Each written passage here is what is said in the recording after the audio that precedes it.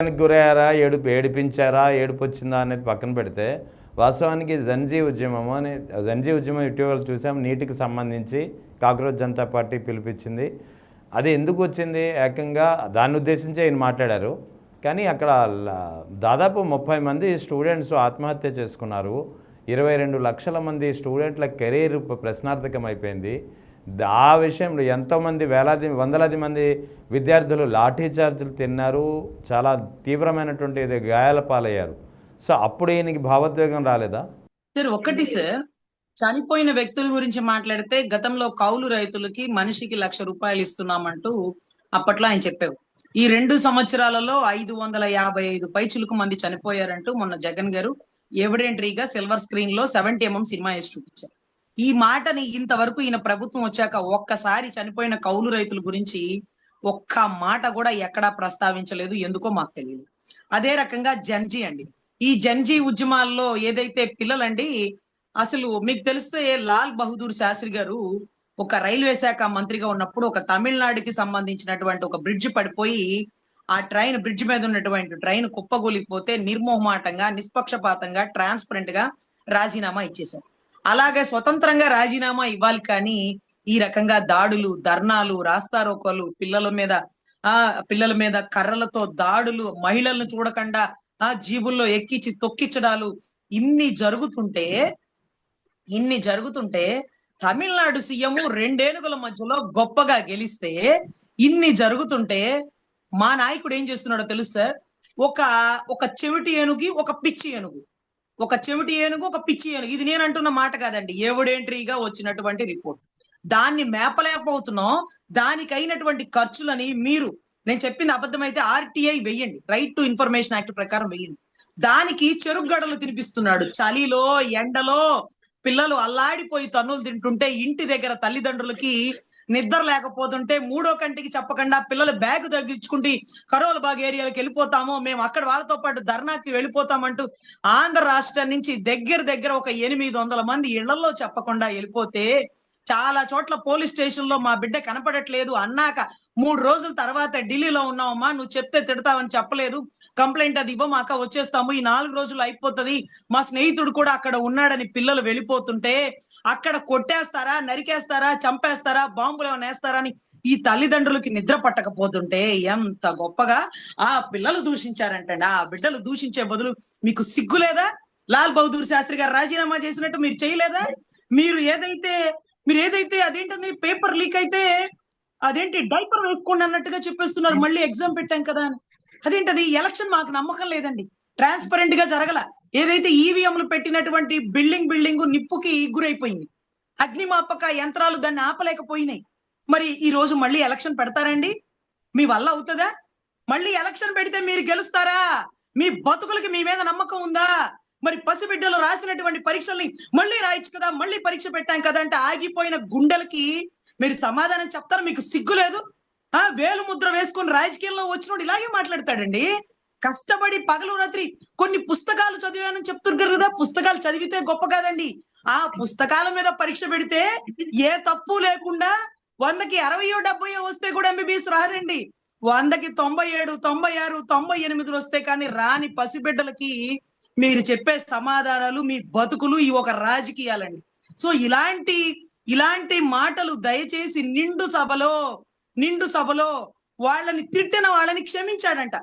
ఇంకొక మాట, ఆయన అధికారం అట, ఆయన వద్దనుకునే వరకు ఆయనే ఉంటాడట. ఏంటిది? రాచరిక వ్యవస్థ.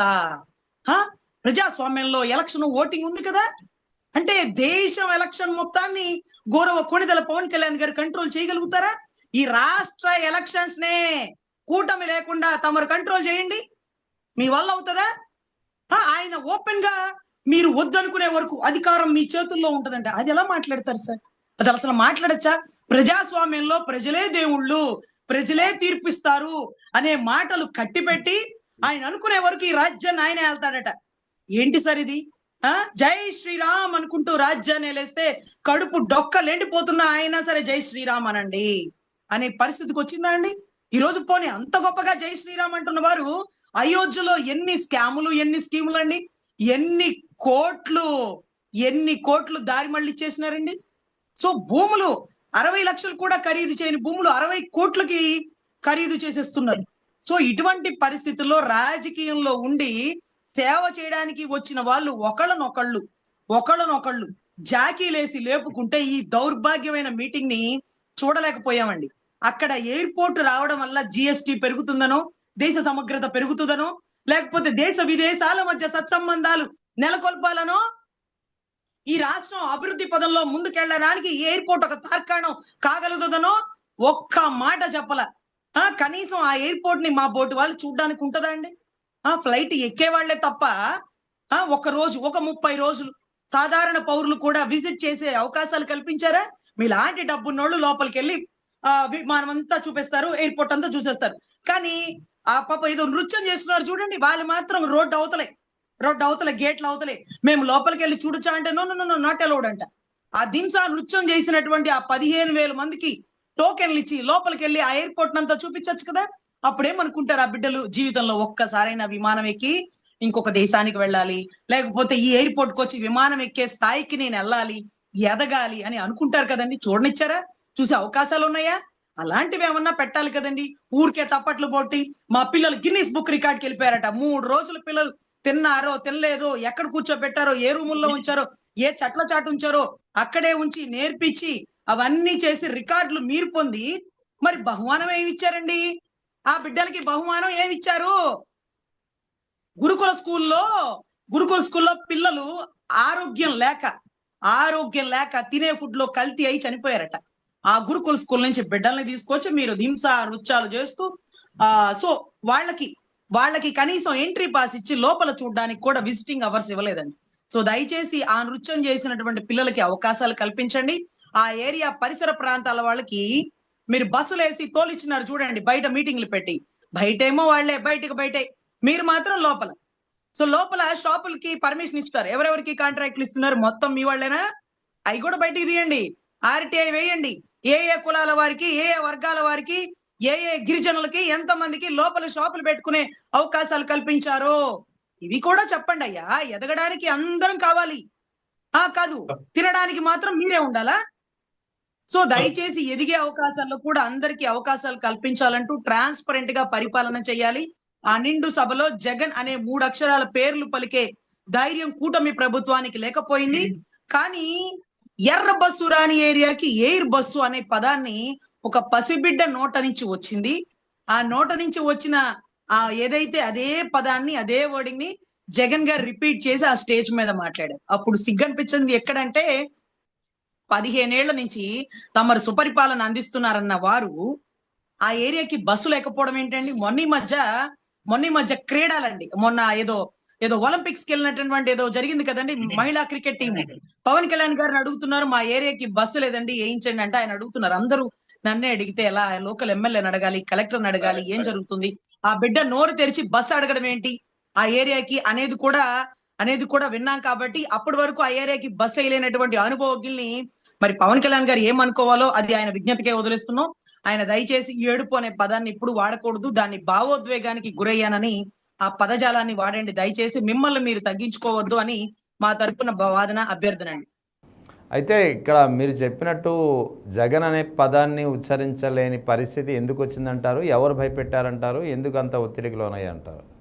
సార్ అదే అర్థం కాలేదు సార్. ఆయన ప్రభుత్వంలో ఉన్నప్పుడు కూడా ఆయన గురించి మాట్లాడారు. ఆయన ప్రభుత్వంలో లేనప్పుడు ఆయన పేరుని ప్రస్తావించే ధైర్యం ఎందుకు చేయలేకపోయారంటే, నాకు మొన్న మధ్య ప్రొఫెసర్ నాగేశ్వరరావు గారి మాట గుర్తొస్తుందండి. ఆయన అన్న మాట బహుశా అది నిజమో అబద్ధమో నాకు తెలియదు, కానీ ఆయన మీద కేసులు అయితే బాగా వేసేసినారు, కౌంటర్లు అయితే ఇచ్చేసినారు. ఏంటంటే ఏదైతే సెంట్రల్ చెప్పిందట, అంటే మోడీ గారు చెప్పినారో, అమిత్ షా గారు చెప్పినారో, మీరు జగన్ గారి జోలికి వెళ్ళకండి, మీ పని మీరు చేసుకోండి, జగన్ అనే పేరు కూడా మీరు ప్రస్తావించకండి, జగన్ గారిని అరెస్ట్ చేయాలన్న ఆలోచన మానుకోండి, మీరు చేయగలిగిన అభివృద్ధి ఏమన్నా ఉంటే ఈ 3 ఏళ్లలో చేసేసుకోండి అని ఓపెన్ గా చెప్పడం జరిగింది. మీరు దీర్ఘకాలిక మిత్రులు, అతను టెంపరీ ఫ్రెండ్, మీరు పర్మనెంట్ ఫ్రెండ్ అంటూ కూడా ఈ డిస్కషన్ జరిగిందండి. అది నిజమా అబద్ధమా నాకు తెలియదు, కానీ బట్ యాజ్ ఇట్ ఈజ్ అదే జరుగుతుంది, అదే ఇంప్లిమెంట్ అవుతుందండి. ఎందుకంటే మీ గతంలో కూడా చెప్పా, కల్తీ మద్యం కేసులో కూడా ఆయన పేరు ప్రస్తావించారు చాలా చోట్ల. అదే మాదిరిగా లిక్కర్ స్కామ్ లో కూడా ఆయన పేరు ప్రస్తావించారు. సో ఇన్ని చోట్ల అడుగడుగున ఆయన పేర్లు ప్రస్తావించి కనీసం ఎక్కడైనా ఒక పేరు ప్రస్తావనకు వచ్చింది అనుకోండి, వారికి సిఐడి వారి నోటీసులు ఇచ్చి వారిని సిఐడి ఆఫీస్ కి పిలిపిస్తారు. మీ పేరు ప్రస్తావన వచ్చింది, మీకు తెలియకుండా ఎందుకు జరుగుతుంది, మీరు సంతకం పెట్టకుండా ఎలా అవుతుంది, లిక్కర్ శాఖ మంత్రిని అతనే ఎందుకు పెట్టారు, అతను ఆ లిక్కర్ మీటింగ్ అక్కడ కండక్ట్ చేయకుండా ఇక్కడ ఎందుకు కండక్ట్ చేసినారు, ఇవన్నీ అడగాలండి. కనీసం నోటీసులు ఇచ్చే ధైర్యం కూడా ఈ రాష్ట్ర ప్రభుత్వం చేయలేదండి. మరి సెంట్రల్ ఏం చేస్తుంది అంటే, ఈ దీర్ఘకాలిక స్నేహితుడు జగన్, టెంపరీ ఫ్రెండ్ పవన్, వీళ్ళిద్దరి మధ్యలో నలిగిపోతున్నటువంటి చంద్రబాబు గారు, ఏమవుతుందో అర్థం కాని లోకేష్ బాబు గారు. సో ఇలా అయితే నా మనసుకైతే అనిపిస్తుందండి. దెన్ వాట్ నెక్స్ట్ అనేది మనం వేచి చూడాలి.